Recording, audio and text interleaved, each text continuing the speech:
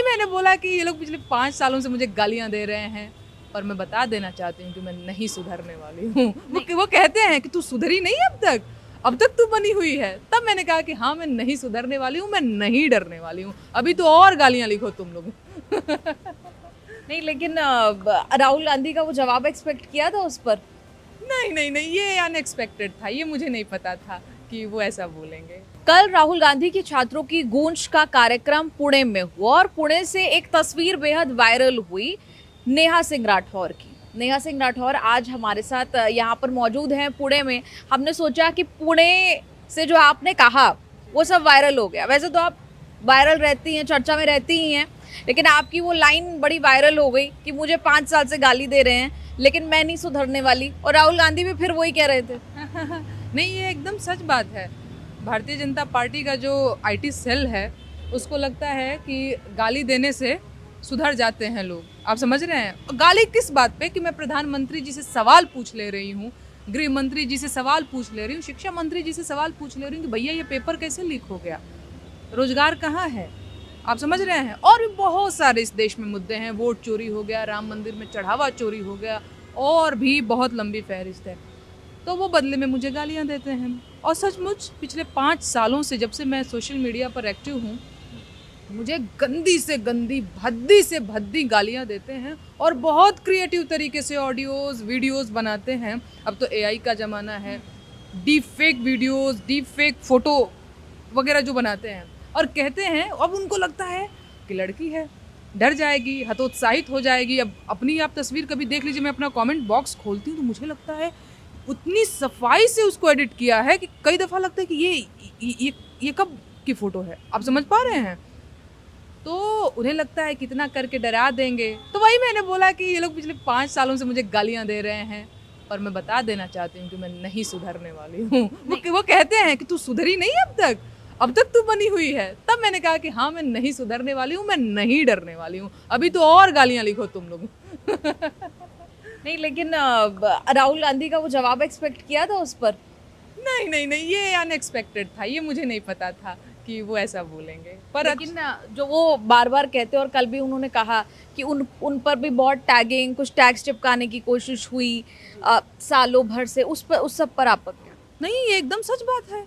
ये सिर्फ मेरी जो है, मुझसे आप क्या ये पूछ रही हैं? तो पूरे देश को पता है कि राहुल गांधी जी को बदनाम करने के लिए, और राहुल गांधी जी को बदनाम करने के लिए इस देश में जो आवाज़ उठती है उसको बदनाम करने के लिए साजिश चलती रहती है ना? तो ये एकदम सच बात है। उनके साथ भी चीज़ें हुई हैं, बिल्कुल हुई हैं। हम लोगों के साथ तो फिर भी बहुत कम हुई हैं, पर ये एकदम सच बात है। उनके खिलाफ जो एक नैरेटिव बनाने की कोशिश की गई, वो सब, अब अच्छी बात पता है कि अब लोगों को पता है।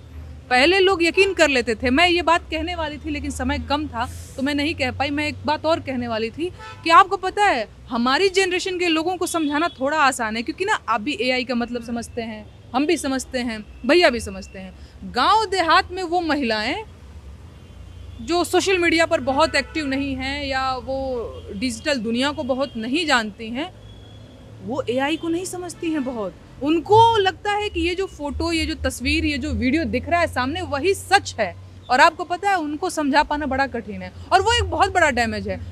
कई बार ऐसा हुआ है, जो मुझे पसंद करती हैं महिलाएं, कहती हैं अरे नेहा, तुम्हारा गाना बड़ा अच्छा लगता है। कभी जाने पे कहती है तुम्हारी एक फ़ोटो देखा था। मैंने कहा नहीं, वो मेरी फ़ोटो नहीं थी, वो एआई से बनाया हुआ फ़ोटो था। पर उनकी आंखों में एक वो दिख जाता है कि ऐसा कैसे हो सकता है। उनको समझा पाना बहुत कठिन है। तो वो एक बहुत बड़ा डैमेज है जो ये लोग, बीजेपी के लोग, करने की कोशिश करते हैं। पर अच्छी बात यह है, धीरे धीरे जागरूकता आ रही है। मैं और बताने की कोशिश करूँगी महिलाओं को, गांव देहात से जुड़ी महिलाओं को, कि एआई जैसी चीज़ है, बहुत आपका, हमारा, किसी का भी कुछ भी बन सकता है। तो आपको उस पर यकीन नहीं करना है, अफवाहों पर ध्यान नहीं देना है, आपको यकीन करना है मुझ पर, मैं जो बताऊँ। अच्छा, राहुल गांधी के इस कार्यक्रम में आने का प्लान कैसे बना? आपको अप्रोच किया गया राहुल गांधी की टीम की तरफ से? हाँ, मुझे बताया गया, क्योंकि देखिए ये महिलाओं का प्रोग्राम था, और बहुत सारी महिलाओं का मैंने जो है अनुभव सुना, अपना भी अनुभव साझा किया। मुझसे ये कहा गया कि भाई आपके मतलब इतने सारे मुकदमे। एक चीज़ और यहाँ पे मैं मेंशन करना चाहूँगी, जब मैं यहाँ पे आने की पैकिंग कर रही थी, तब तक मुझे एक कॉल आता है और बताया जाता है कि एक नया एफआईआर छत्तीसगढ़ में मेरे खिलाफ दर्ज हो गया है। आप समझ रही हैं? तो मैं पीड़िता हूँ, मेरे खिलाफ दसियों मुकदमे हो नहीं, चुके हैं। किस बात की एफआईआर थी जो अचानक से हुई? ये अचानक से मैंने एक वीडियो शेयर किया था और उसमें बस कैप्शन ये लिख दिया था ट्विटर पे कि भाजपा के लोग तिरंगा क्यों नहीं फहरा रहे हैं। और ये कब का ट्वीट था? यही 2-4 दिन पहले का ट्वीट होगा और उस पर एक नई एफआईआर दर्ज हो गई है। तो भाई महिलाओं का जो ये सभा था, महिलाएं आई हुई थी, बहुत सारी महिलाएं आई हुई थी, अपना दर्द साझा कर रही थी। उनमें से मैं भी एक हूँ और बिल्कुल सही बात है, पिछले 5 सालों से मुझे जो एक मानसिक उत्पीड़न झेलना पड़ रहा है, मेरे परिवार को जो सफ़र करना पड़ रहा है, वो मैं चाहती थी कि लोग देखें। बहुत सारे लोग जुड़े हुए थे और मतलब लोग आए भी हुए थे और ऑनलाइन भी जुड़े हुए थे, तो मैंने सोचा कि मैं साझा करूं अपनी बात। जी। व्यक्तिगत रूप से भी राहुल गांधी से बैक स्टेज कुछ बात हो पाई या फिर जो स्टेज पर बात हुई वही? नहीं, जो बात हुई मंच पर ही हुई। इससे पहले मिले आप कभी राहुल गांधी से? इससे पहले एक बार हमारी मुलाकात हुई थी, शायद भारत जोड़ो यात्रा के दौरान। हाँ, शायद भारत जोड़ो यात्रा के दौरान। हाँ, मुलाकात क्या थी, मतलब उनको सुनने का अवसर मिला था। अच्छा, कई बार राहुल गांधी के मंचों पर, चाहे वो छात्रों की गूंज हो या कोई और कार्यक्रम, जब भी किसी राजनीतिक मंच पर कोई आ जाता है तो उस पर लोग फिर ठप्पा लगाने लगते हैं कि अब ये पार्टी ज्वाइन कर लेगी, अब ये वो पार्टी ज्वाइन कर लेगी। पिछले 5 सालों से मेरे खिलाफ इस तरीके की बातें करते रहते हैं लोग। अरे ये तो समाजवादी पार्टी ज्वाइन करने वाली है, यूपी इलेक्शन में मैंने यूपी में काबा गा दिया, अरे ये तो पक्का चुनाव लड़ने वाली। अरे भैया, चुनाव लड़ना होगा या किसी पार्टी ज्वाइन करना होगा कोई, तो हम आपको बता देंगे। छुप छुप के कोई काम मैं क्यों करूँगी? जैसे इससे पहले राहुल गांधी से इस तरीके से मुलाकात नहीं थी, तो मैंने बताया कि नहीं, ऐसी कोई बात नहीं है। लेकिन जब हम आए साथ में तो लोगों ने देखा, इसमें छुपने छुपाने वाली क्या बात है? तो हाँ, नहीं, एजेंडा जो राहुल गांधी का था, आपको लगता है उसको जस्टिस कर पाए हैं? वैसे तो शुरुआत एक कॉन्सर्ट स्टाइल में हुई, मजा आया आपको उस कॉन्सर्ट में? एक्चुअली तब ना मैं पीछे से सुन रही थी, मैं सच्ची आप बताऊं। सामने से नहीं देख पाई आशीष कौर वहाँ आई? हाँ, मैंने सामने से नहीं देखा और ये इसका मुझे दुख रहेगा कि मैंने नहीं देखा। हाँ, मैं सामने से, मुझे एक्चुअली मेरे कान की सर्जरी हुई है तो मैं थोड़ा सा बचती हूँ बहुत ज़्यादा। क्या हुआ कान में?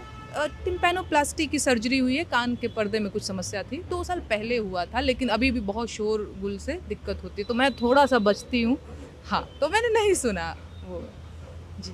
अब अंत में आपने दो अपनी कुछ लाइनें भी गुनगुनाई, कविताएं सुनाई, हाँ, वो तो हम जरूर सुनना चाहेंगे। हाँ, बिल्कुल मैंने सुनाया, क्योंकि मेरे खिलाफ बहुत मुकदमा करते रहते हैं ये लोग, तो मैंने सुनाया। अरे औरत पे जोर दिखावे ये कैसा मर्दाना, औरत पे जोर दिखावे ये कैसा मर्दाना, साहेब छोड़ दो ना बेटी बहुओं को धमकाना।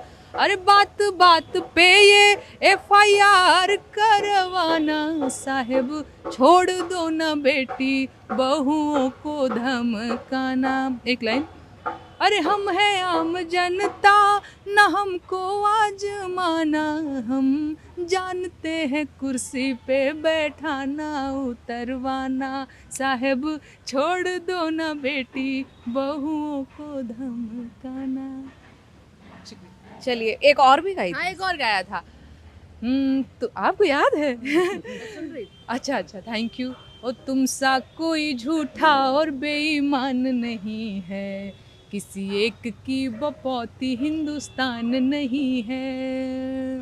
हो जब हिंदू मुसलमान खेले खून की होली, आबिद हसन बोले जय हिंद की बोली, अबुल कलाम आज़ाद की ज़मीन यही है, ब्रिगेडियर मोहम्मद उस्मान यही हैं, अब्दुल हमीद अशफाक उल्ला खान यही हैं, किसी एक की बपौती हिंदुस्तान नहीं है।